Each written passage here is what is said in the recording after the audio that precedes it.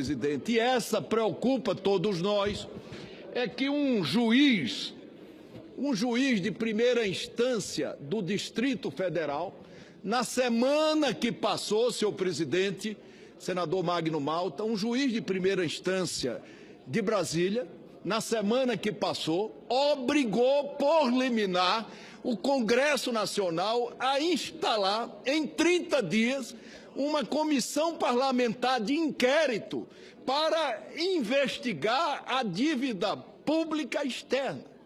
Senhor presidente, quando ocorreu de um juiz de primeira instância mandar prender os diretores da Polícia do Senado, diante da omissão do Supremo Tribunal Federal, eu reagi.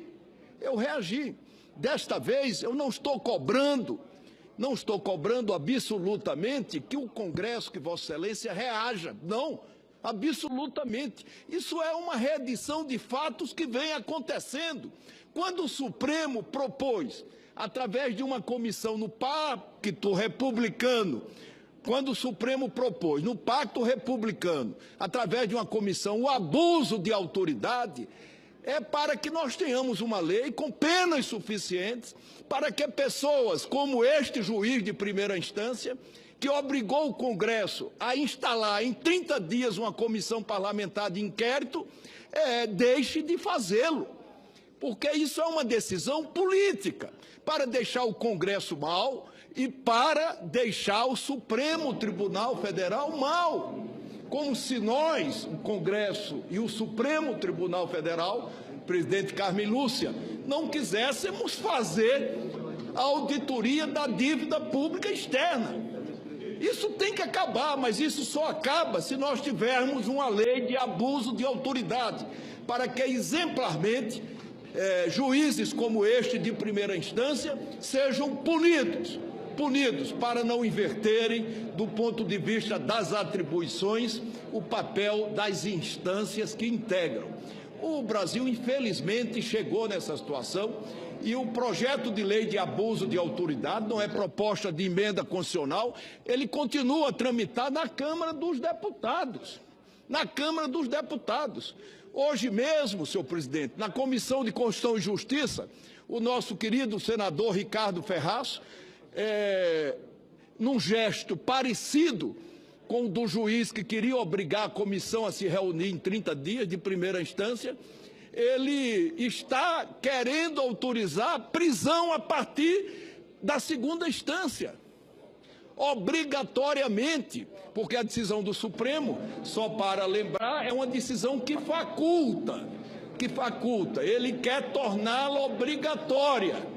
Se o senador Ricardo Ferraz não conhecesse como esses juízes no dia a dia, e não são todos, há uma grande maioria de juízes corretos e honestos, mas há uma minoria que deturpa a imagem da instituição que integram, que pertence. Então eu queria fazer um apelo de viva voz à presidente do Supremo Tribunal Federal para que ela tome uma medida contra essa decisão abusiva desse juiz de primeira instância, que deixa muito mal o Congresso Nacional e deixa muito mal o Supremo Tribunal Federal. Muito obrigado, senhor presidente. Senador Renan, por um dever de ofício, eu vou me permitir, pedindo a permissão dos senadores inscritos para debater a matéria, dizer a Vossa Excelência duas coisas.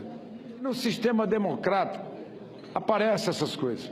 Lamentavelmente, isso aconteceu. E nós, na mesma noite, senador Renan, na mesma noite que aconteceu, a Procuradoria do Senado, a DIVOSF, entrou com um pedido de suspensão e essa decisão foi suspensa na mesma noite, sem que o Senado sequer fosse notificado.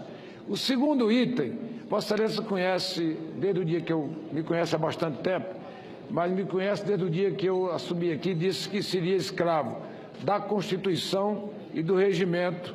A Constituição que eu jurei, eu vou com ela até o final.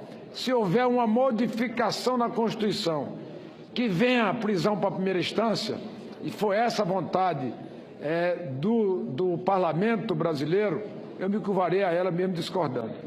Agora, não haverá possibilidade, enquanto eu for presidente desta casa, de pautar matéria dessa natureza, senador Renan, dessa natureza. Jamais faria isso, contrariando aquilo que está, não na minha vontade, mas que está na nossa Constituição brasileira. Portanto, eu agradeço a Vossa Excelência. Eu agradeço a Vossa Excelência pela dignidade de vir aqui ao plenário.